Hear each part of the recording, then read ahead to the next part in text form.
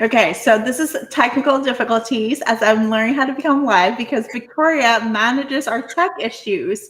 So, welcome to the live. Welcome to What's Your Next Podcast Live. Kelly's our first guest that we're doing this. So, Kelly, welcome. Okay, first of all, I know we're just getting started. Kelly, tell us who you are and what do you do? Amazing. I'm also very pleased to be your guinea pig. So my name is Kelly Reynolds. I am a romance reader turned podcaster. I host the podcast Boobies and Newbies. That's how Laura and I connected. But then a few years ago, I decided to try my hand at writing romance. And 5 books later, here I am. I've dabbled in some holiday romance, as well as I'm currently working on a sports romance series set in Portland, Oregon area where I live.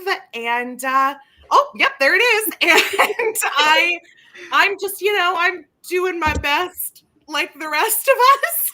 Yes, we're just surviving, and the end of the world, end of democracy is just happening. So we're just writing, romance, reading some thrillers on the side or cozy mysteries and stuff, trying to just keep our head, sane. But before we get started, talk about it's almost baseball season, whereas spring training is happening. Baseball opening day should be happening in a couple weeks. But before you get started, we got the Portland Rust. They're the Rose City Roasters. Rose City Roasters, yes, because if there's anything you need to know about Portland or just sort of Oregon, Pacific Northwest vibes in general, we like beer, we like coffee, we like donuts, and we like a hike by a waterfall. Like those are basically the things. And so the best thing about writing a fictional sports team is getting to come up with the fictional sports team and the mascot and everything. And I'm not a beer girly, but I am a coffee girly. So I thought coffee, I thought roasters, and thus the hipster barista mascot was born. Yes. So Hidden Credit is the first book in the series. We got a social media manager who leaves Charleston to go and start her own, just thrive on her own, and then meets the hot guy on an outdoor shower and shenanigans involved. When that happens at all those outdoor showers that you frequent. Yes. We moved to trailers, beautiful trailers named after badass women in history. But we have outdoor showers because we don't have running indoor plumbing. It's so true. And you know what's funny is like, I have a lot of people ask me, like, that's one of the things people ask me the most about the series is like, is this like a real thing? Like, what's going on with the outdoor showers? And I told them, well, I have this spot in Southwest Washington I love. It's right on the beach, but also the woods. And they are a vintage trailer resort. And so they've like gathered all of these like vintage campers and trailers. And I mean, it's really like a hipster Instagrammer's dream, right? To just like be able to go and like take pictures and vibe. You can rent record players and TVs with VCRs, and I absolutely love it. And no, they do not have an outdoor shower. That was kind of like the bit that I added to it. But they do have communal bathrooms. So I just put those outside and that was that. Yeah. Although I have to think of the logistics because Pacific Northwest is not Florida. I live in Florida, you live in Pacific Northwest, and the weather is a little bit cooler. Like I understand Florida when it's like 80-degree most of the season, it's fine. Like, you're not freezing to get to the shower. And then so the logistics, they don't make sense. But then again, this is a book and we suspend this belief and it is fine with us. We suspend this belief as much as possible. So. And like my heroine in this book, like you said, she's from Charleston and she's a transplant. She's lived in the South her entire life. So all she knows is like warm humidity. And she moves to Portland or to Rose City in February. And it's just like, I haven't had a day without rain. Like I don't know what to do. But it's true when you live here, that just becomes a part of like the norm. Like you just sort of expect it to rain all the time. And then when it doesn't, it's like, oh, what a beautiful day it is. So let's talk about the second book in the series, which is Pitches Be Crazy. Let me pull it in. Pitches Be Crazy, which we get the bookstore. Is it the bookstore owner? The bookstore owner and the young stud who really he falls first, and he definitely is so sweet. And there's lots of sexy times. There's sexy time that we actually appreciate. That we don't see it often, but we appreciate. I don't want to get Shadow Man, on YouTube, so we're not going to go specifics. But there's sexy times there. It's true. It's true. It's definitely. I like to try to write, and I think it's more for me as much as it is for the readers. But I try to write like very different kinds of scenes, like in all of my books, because it's just for me. Like I'm like I don't want to write the same BJ scene again. Like, I want to like do something different. Yeah. And so this one was a fun dynamic to play with because it's definitely more of a she takes more of like a leadership role in the bedroom. Like a lot of the times he's her good boy and she tells him so. Yeah. But yeah, I really did love writing their scenes, and I love an older gal, younger guy. She's grumpier. He's this very eager to please golden retriever. So it's fun to like play with dynamics. But Jared Pink is going to be the book boyfriend that everybody wants, and I've had many people tell me so that they want to take him away from me. Yes, it is okay. And I instructed you after much traveling, which we'll talk about your traveling, that you need to get to writing for the next book. In fact, that's actually something I'm going to be working on here on Substack. Is I'm going to be, for my paid subscribers, releasing chapter by chapter of my next little shorty. It's actually going to be a novella in the series, which is Male. And it's between one of the baseball players who we meet in the previous books, but doesn't have like a large role, and the sports reporter who, again, we meet. And I just saw enough of him in the first two books that I was like, oh, maybe he needs a story too. And he's getting one. And it's very, if you've seen Ted Lasso, he's very like Trent Crimm inspired, but make him younger and like more of a beach bum. So like young Trent Crimm is like what I'm going for with the reporter. Yeah. And for listeners and readers and what listeners and viewers are watching, these books are on the shorter side, which are perfect quick reads. If you're looking for a short book, do you want a palate cleanser? You want, like, I've been reading a lot of long books because there's a lot of long books. This is like a great palate cleanser and gets you into the springtime. These are the perfect spring books to read because actually Pitches Be Crazy is a little bit in the. It's still under 300 pages. I told myself if I was going to write novels, because my holiday books are novellas, that they were still going to be in like the 250 to 300 page range. Like, because I'm with you. Like, that's what I like to read. Like, I find myself having a shorter attention span these days, and just like not as much time to read. So, that's what I'm doing. Yes. So these are helpful. These are quick reads. And if you want to go back to the Christmas and the holiday season, we got the holiday series. We got Me, Milos Feliz. We got your latest Santa Monica Baby. We got Venice Actually. I only brought 2 pictures, so we're going to show the 2 pictures that we got. Me, Milos Feliz is probably your most popular title. It's your debut. It's just as good. We got a coffee tea shop owner and a sassy nanny who is a jack of all trades, who does all the other stuff because she's an actor, because she's live in LA. So, she has like multiple income streams going on. Yes. So it's just fun. It's sexy times. We just got He Falls First, and they have like an interesting scene, the intro scene in the bathroom. Again, it's just from the get-go, we got sexy time. Well, not sexy time. Yeah, we got like I didn't realize it until like enough people pointed it out to me, and now I've kind of like coined it as a term that I'm going to claim. I don't know if I'm the first one to say it, but like I'm the first one that I know who said it, which is that I write meat nudes, and I just started rating really hard. I don't know what it is, but I've written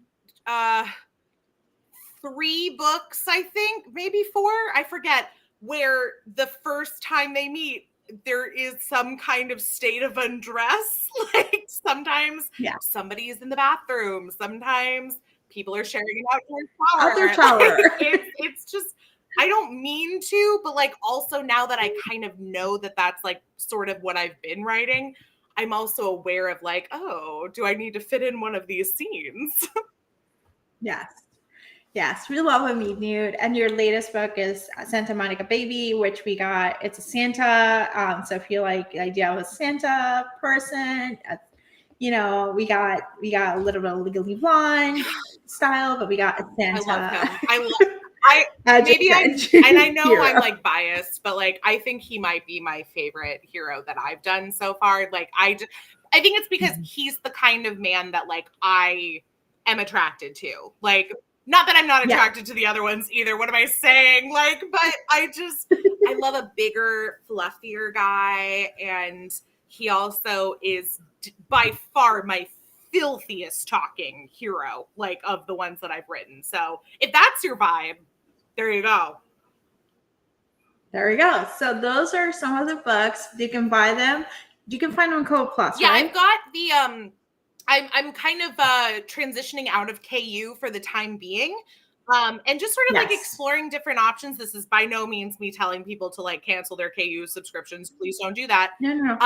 But I'm just kind of trying to explore like what else is out there. Cause I, as a self-publishing author, I sort of just jumped into doing KU and I'm trying to kind of like see what the other options are. And I've had enough readers kind of express to me their interest in maybe finding me other places. So the holiday books are currently in Kobo Plus. I haven't put the baseball books there yet, but they are coming.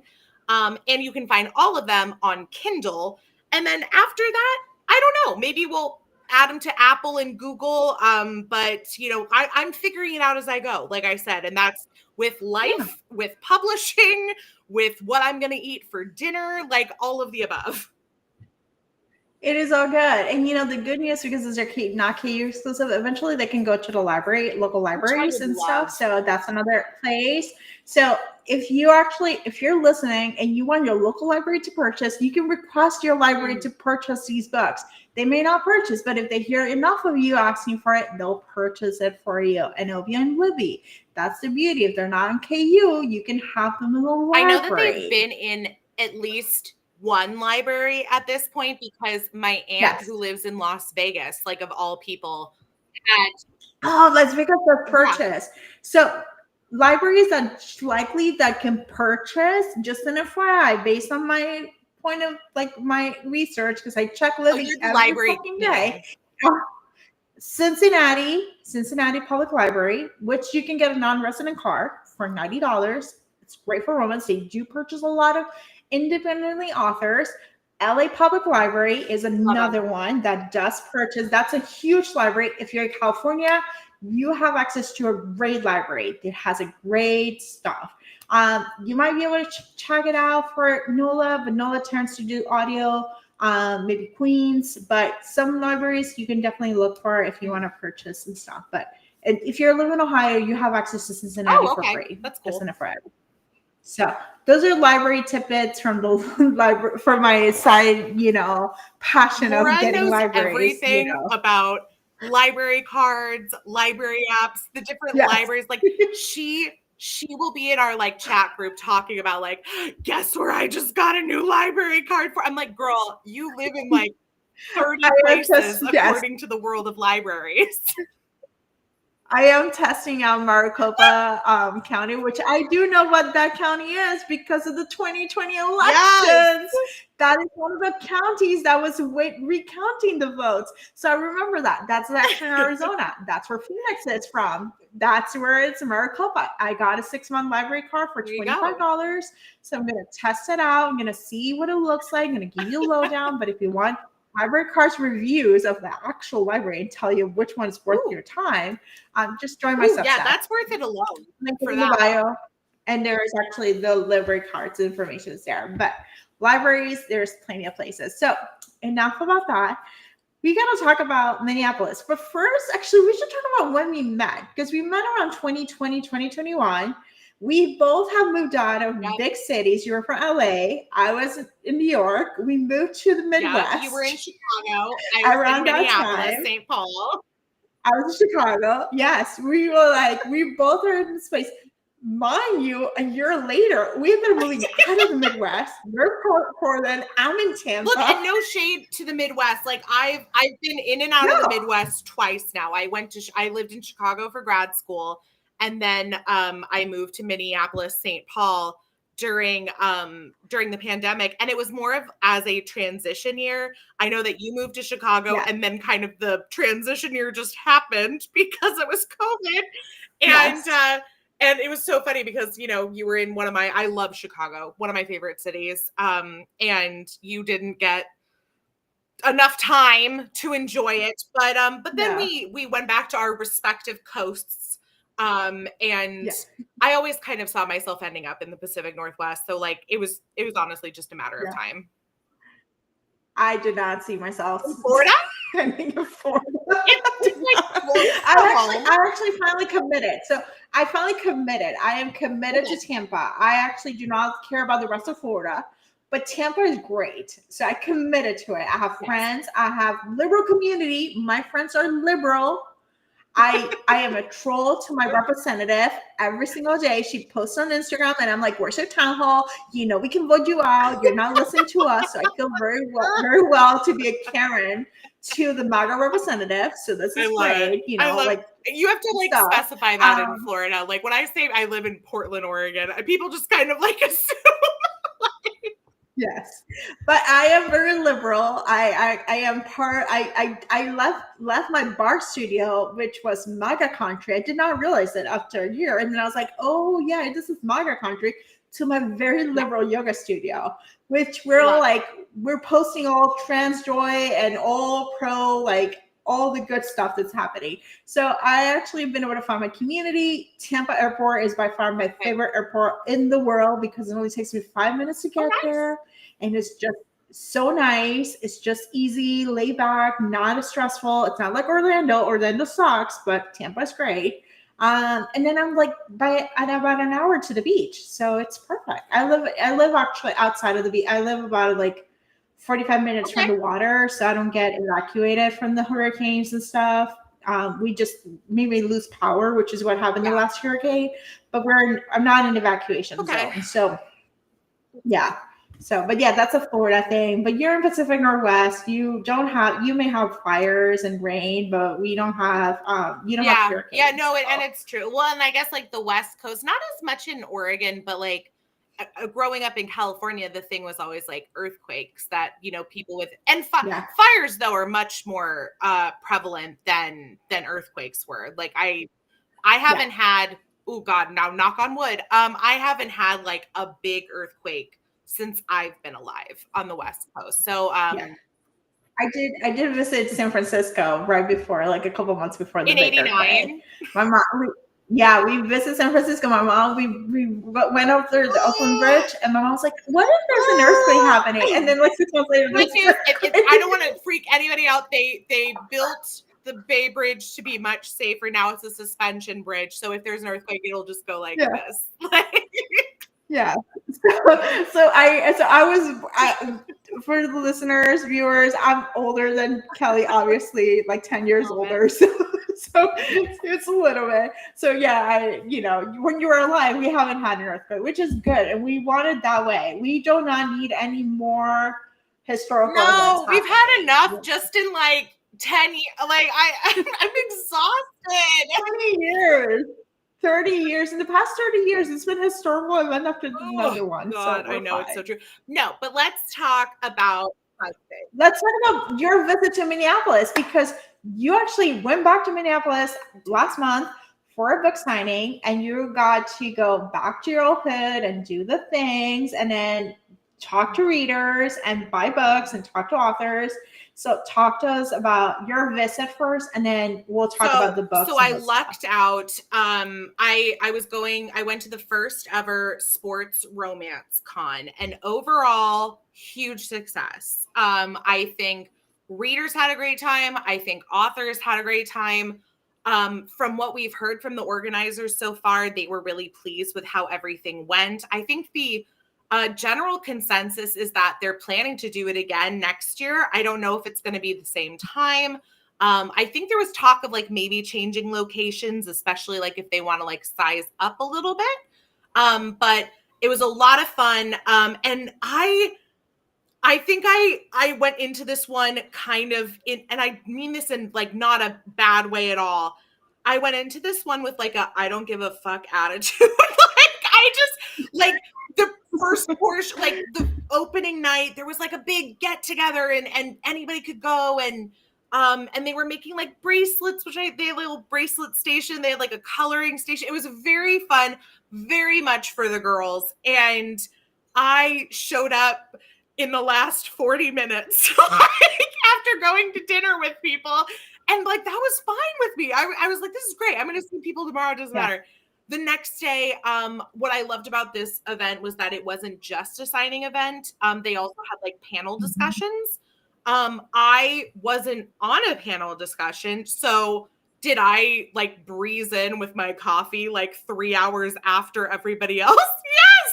Like, and I think because of that, because I kind of was just going into this with more ease than I did my first signing event in November of 2023.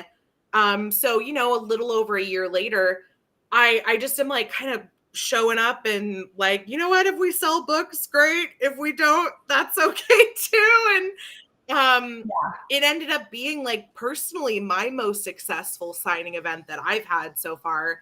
And everybody was just having such a good time. Like and they really did. You can tell after you've done a certain amount of them, and I've been very lucky. For the most part, I like 9 out of 10 times I've had incredible experiences so far with the signing events. They've been so well put together. The communication is top notch. The people for this one, I don't know how they put this together in as little time as they did, because normally authors are signing up to do book signing events like a year and a half out. Like I'm already basically done with like my 2026 schedule, and we're only in March 2025. And so when they announced this one and they were looking for authors to sign up for it, and people went to it in droves, like it was not hard getting authors to sign up for this one. It was only like summer of 2024. Like, so I mean, less than a year that they put this whole thing together. And it just was so great. Everyone was so nice, so helpful. I got to see a lot more readers who I had already had some kind of like online connection with, which was great. Like who I had never seen in real life, who were either on my ARC team or in my Facebook group, or I would recognize their name on my pre-order list and say, hey, oh my gosh, they're actually going to be there. So it was really great getting to kind of put real life faces to names that I've seen on the computer for a few years now. I got to see some authors who I adore. Emily Silver is like one of my favorite like author pals. And in fact, she also organizes the signing that's going to be this summer that I will be going to. And meet some authors who we had like maybe talked online or I interviewed for the podcast. I went to dinner with Avery Flynn, like, it's so funny. I'm like, oh yeah, NBD, like just having dinner with Avery Flynn, like whatever. And I was staying in an Airbnb with Zoe York, and you and your Airbnbs, like, because you know the thing. I don't stay in Airbnb. The only time I stay in Airbnb is because you wanted to stay in Airbnb. We went on a trip together for a signing, and I was like, okay, I don't like to do tours. I don't like to do things.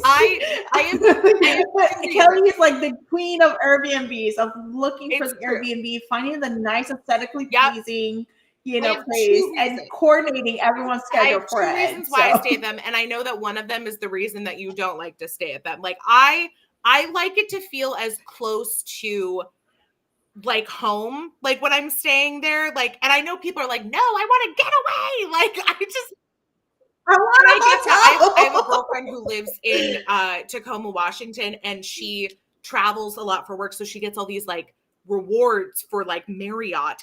And she'll like once a month just go book herself a room at like the local Marriott. And she's like, I brought the kids to go swimming. They can use the pools. And so I get it. Like for me, it's more of like I want to have like the comforts of home. Like I want to be able to like make a little cup of tea. And like I like to also have my own space. So like when I'm traveling I had a friend come in from Chicago to PA for me, and we were staying with Zoe York. I was like, that's great, but like also I kind of want to like shut the door and like have my own alone time as well. So like that's a major component. And then the other thing is like I just don't want to stay at the same hotel as everybody else who's at this event that I will run into in the hall in like my pajamas when I'm like getting DoorDash or something. Like I'm like, I can't see you all the time. Like there has to be some separation. And that's I guess the other piece of it. But I'm a team hotel, but I've grown up, so I don't share hotel rooms with anyone. I just do my own hotel. My job, I actually have a job that pays for that too. So when I travel with my job, we don't share hotels. Great. We each other, and it's great. And I just love like just a comfy bed, a TV with like maybe Netflix or just like stuff.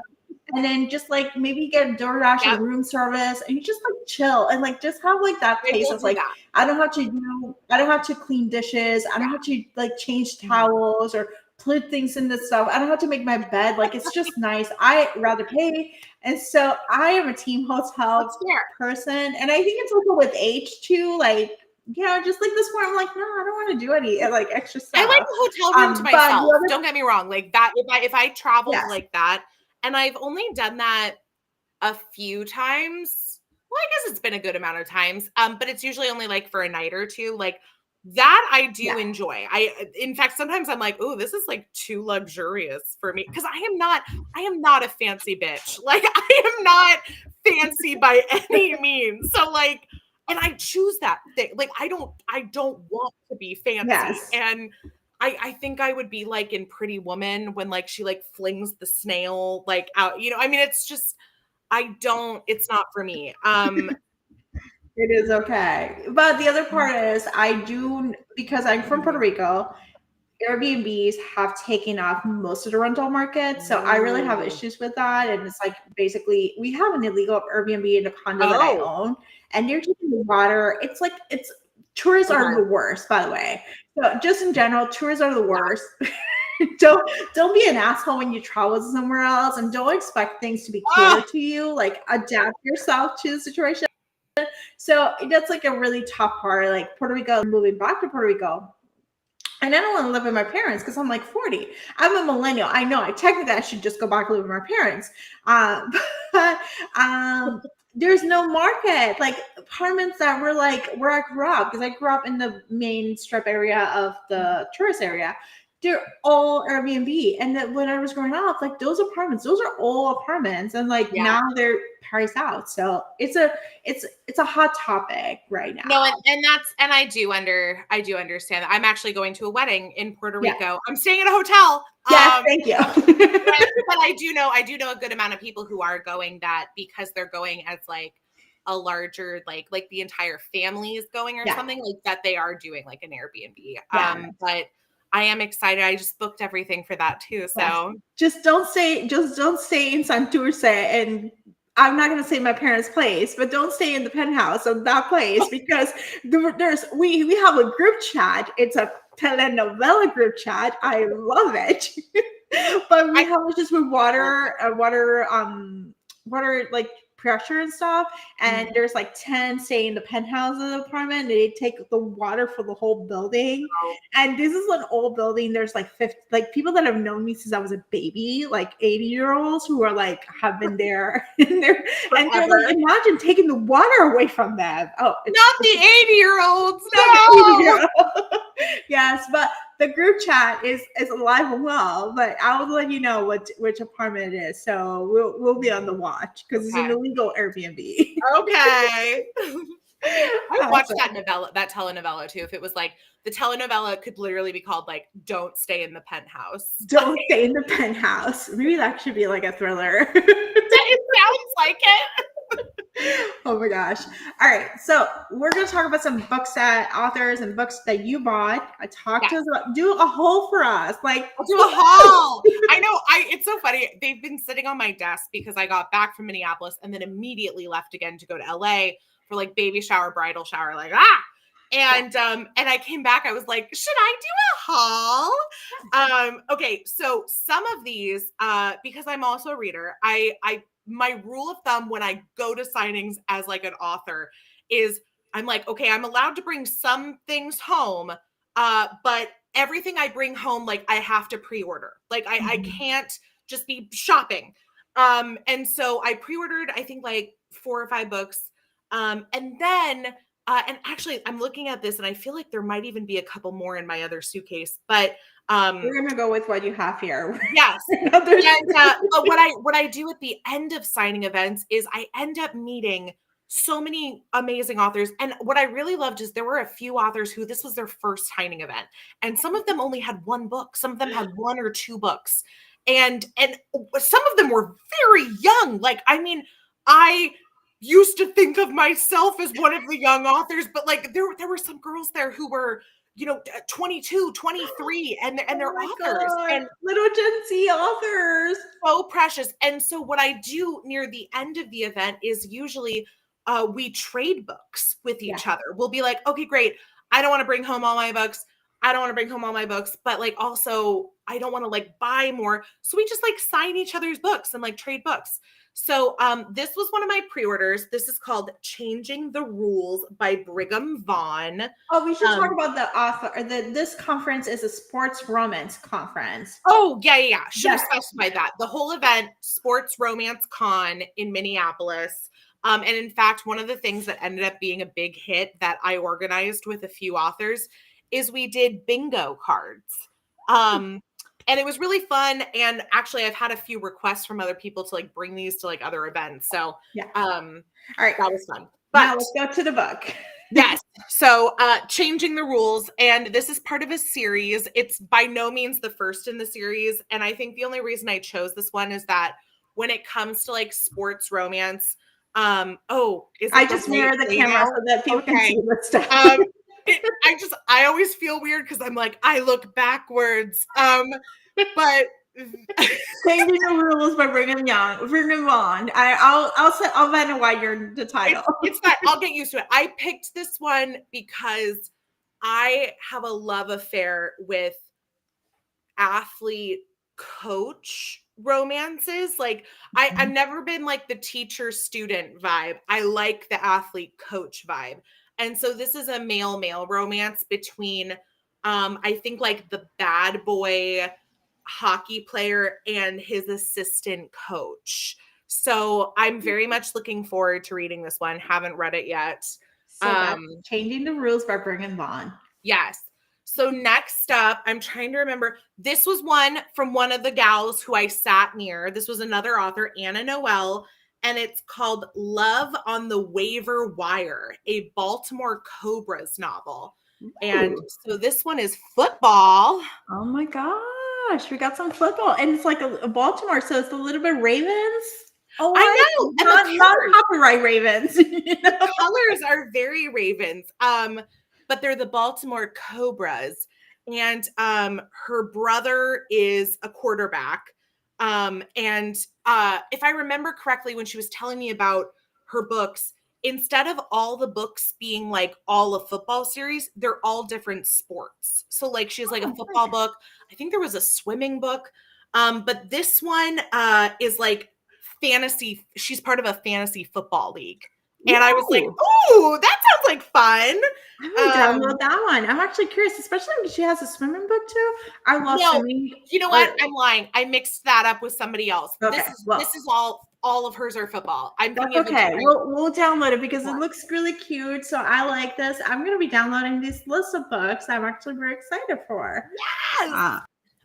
Okay, this one was a pre-order for me, and I think it's the latest in this series. A.K. Landau. The book is called Payoff Pitch. I'm gonna do. So we got a little baby. We got a little daughter, I think, and she's, he's like dressed up as a executive. He's a sports agent. Ooh. Yeah, so he's a sports agent. She plays professional softball. We live together, play professional softball. Yes, my sister's passion is softball. Mine is children, working with them, spending time with them. Oh, so she was a softball player. I forget. I don't know. I haven't read it yet. But she becomes the nanny for the sports agent and his kid. And I will say I do love a good nanny romance. Yeah. I don't. Oh, look, there's stuff inside. So it's Payoff Pitch. Who's the author? This one is A.K. Landau. A.K. Landau. Payoff Pitch by A.K. Landau. Yeah, and I'm pretty sure there's like 3 or 4 books in this series as well. This was one from the table near me, and they were sharing the table, and I'm pretty sure this is her only book so far. And I loved it because it had these like really cute, it almost looks like a comic book. So cute. Fortune of Misfortune. Who's the author again? This is Maya Ansha. Yes. Oh, it looks so cute. It looks like just like pictures, like a scrapbook. I know. And so she is captain of the soccer team. This is the one I was talking about. She's captain of the soccer team. He's a nationally ranked swimmer. So they're both athletes in this one, different sports. And I want to say it's college. Maybe? I don't know. Probably. But I'm here for the swimmer. After reading Deep End, I'm here for swimmers. So yes, we're going for that. I am as well. And I'm thinking like by the time the next Olympics roll around, we're gonna have like a lot of swimmers, a lot of gymnastics, and a lot of rugby. Like but gymnastics, the non-problematic gymnastics, because there's gymnastics books, but they're hella problematic. Right. Exactly. So now not the problematic kind. That's what we're looking for. Where the age of consent is actually the age of consent. Yes. Always. Absolutely. Now this one I know absolutely nothing about. All I know is that the author is also a California gal. And we're going to be at the same signing event later in the year in California. And so she just gave me a book. Like it's called Mine with Extra Lime by Irene Bard. And the whole series, it's part of a series. And I wish I had a synopsis, but I don't. It's just like a quote on the back. You're mine just as always I'm yours, I think. Yeah, just as I've always been yours. But I know that this series is like, they're all like drinks. It's like Mine with Extra Lime. And then there's something else on the rocks, and something else spritz. I don't know. So this one, I wish I could tell you more about, but I don't know. I haven't opened it up yet. And then I bought 2 of Emily Silver's books. Yay! I love this gal. I love her books. We got illegal contact and sideline infraction. These are football. I don't know illegal contact. What is that? But that was football and male, I think. Yeah, this one's male, and it's football. Sideline illegal contact, I'm pretty sure, is also Denver Mountain Lions is the name of her football series. So this is also in the football series. But she got like relatively. I'm part of her Facebook group too. She got like new art done for like all of her books. And then inside too, there's like some cute like graphics. Like there's like football plays and stuff like that. Oh, that's so cute. I know. I think there's like giant whistle. Oh yeah, there's like a giant whistle on one page. Like, I don't know. I thought I'm always like really attracted to seeing like the different kinds of art and stuff people do in their books. But yeah, that is my let me do the book blogger thing. Do the booktuber. Here's my list. Here's my stack. Here it is. All right, Here's we'll my take a haul. screenshot for that. I'll take a screenshot, so that will be the thumbnail. There we go. Okay. So yeah, that concludes my sports romance con book haul. I love it. So, what other book cons are you? What other book signings are you attending this year? Because you already said you're already booking busy. Yeah, this year I did. Last year was my year of overbooking myself writing. This year's probably my year of overbooking myself with events. But the good news is most of it is happening in the first half of the year. So Okay. Sports Romance Con already happened. The next one I have isn't until May, but then we go into what I'm calling like the crazy time. So I am attending Queers and Quills here in Portland, Oregon. It's the first one they're doing, sold out like Taylor Swift tickets. I'm going to that. I remember the group chat about it. I remember the whole dramatic reenactment of how we're going to get tickets for this thing. And we have, and your friend and our friend Simone from Germany's coming for that. So, yes, she's coming. And I have seen like, unfortunately, as per like usual, there have been like some authors kind of like pulling out, and more unfortunately, like that's kind of par for the course. But I think and they've been very transparent about this, the event organizers, that the political climate as well as just sort of like travel safety right now has put off a lot of people from wanting to attend not just this event, but like events in general. And so there's a lot of people that are pulling out of going to events that they had, committed to, which I completely understand. So, that's unfortunate. I am still excited to go. But then the week after that, this would be the end of May, is Hot and Steamy PNW, which is here also in Portland. So I have like 2 weekends back to back of Portland events. Funny enough, there's actually a third one the weekend after that, but I will be gone because I'll be going to HEA Reader event, which is Emily Silver's event in Indianapolis. So we've got 3 weekends back to back of reader attending, author attending, author attending. And then I come back and I do nothing for like you're gonna come back. You're gonna come back that weekend. You're gonna come back to this show and give us the whole book haul. Yeah, I'll be like, this is from this one. Yes, we're gonna give the lowdown. You're already booking busy for the fourth weekend. And I'm very much looking forward to it. In fact, my friend that lives in Chicago, we used to live together. And he came with me. He's such a trooper. He came with me to Sports Romance Con. But what I'll do is I'll fly into Chicago and we'll road trip down to Indianapolis to go to HEA. And that'll be fun. And then I have nothing for several months, which is when I'll be deep in the writing hole. And then come September, I think right after Labor Day, is another new event. I go to all these events when it's like the first or second year, and I actually like that. I like getting to like test things out.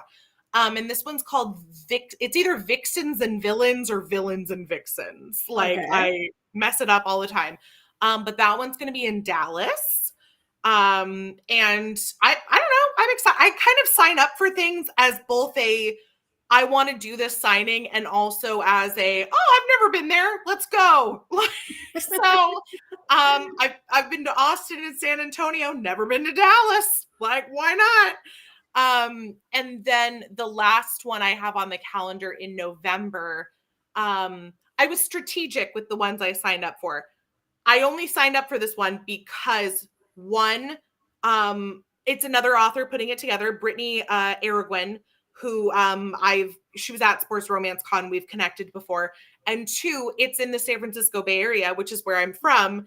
And it's the weekend before Thanksgiving. So my parents are thrilled that I'm planning to go to this because I told them that means I'll probably come home for Thanksgiving for the first time in like 10 years. Yeah, well, not only that, it's like it's in the same coast. Because I was gonna say I'm like November going to the East Coast, like no, but it's in the same coast. It's Yeah. like what, like how many hours is it if you want to drive, but you can Oh, fly it and you have your yeah. parents. On a It's like, flight from you know, Portland to the Bay Area, it's like less than an hour and a half. So I mean, it's yes, it's like a yeah, hop stop not that bad. away. You know. And then as of now, I'm trying to keep 2026 like kind of open. Like I've committed to, ironically, two events in the month of October in 2026. And Mhm. there's like a couple of other ones that I could do, but I also am like, well, I don't know, maybe. No, I want And you to that's write. kind I of the want you thing. to like. I'm sorry, but like writing, I understand it's great for the Yeah. readers. It's great for the connection networking. But I need you to write because I don't go to signings. I only went to I one with know. you, and I would never go back to signing. I'd rather I write. I'd know. rather But read your books and talk about your books I and think I sell was your just so books. burnt Than out last year with doing too much writing that it was yeah, kind of like my way of being like, "Oh, great. Like I'll focus on this." that's And then travel. I'm like, "Well, maybe we just alternate years. Like next year will be like a writing heavy year." I don't, but like this year for sure, the plan is to put out this novella in the sports in my baseball series. I have another full length novel that'll be in the series that I'm shooting for to come out at like, I think I'm going to try to time it with the All-Star break with baseball, which would be like Okay, early perfect. July. Um and Mhm. and then I I want to launch this spin-off series of the holidays in LA novellas called The Mhm. Desert Daddies. And it is going Yeah. to happen. It is going to happen. I'm kind of just trying to decide if I want to put it out this year or if I want to like kind of shift it to early next year. Maybe write it and save it. I want you to like have enough in the backlist, and this is me bringing Yeah, a strategy of like have enough in the backlog that you can actually do. Surprise! I got a new that, book. that's a Surprise! I got possibility. another That's a new book. possibility. I also am like, because I've spent the last 3 years writing a holiday novella every year, I'm like, do Do I like do a Valentine's Day or holiday? St. Patrick's Day. Hmm. Maybe like do a New Year's. New Year's sells. Basically, people are always looking for New Year's, and novellas Yeah. are like even No, a short one, and that's honestly, like a and I've quick. actually even thought about doing like super shorties, like doing like a Christmas, a New Year's, a Valentine's Day. We'll talk offline Yeah, about this because I have a I'm business sure you idea do. for you.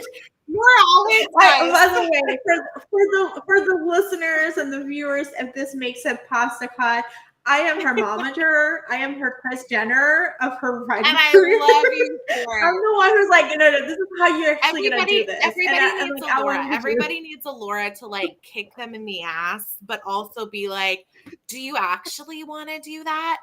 Is that what you want to write? Yes, Like there's just it's the voice that like you kind of already know the answer to, but you need somebody else to like say it or like get yes, you there.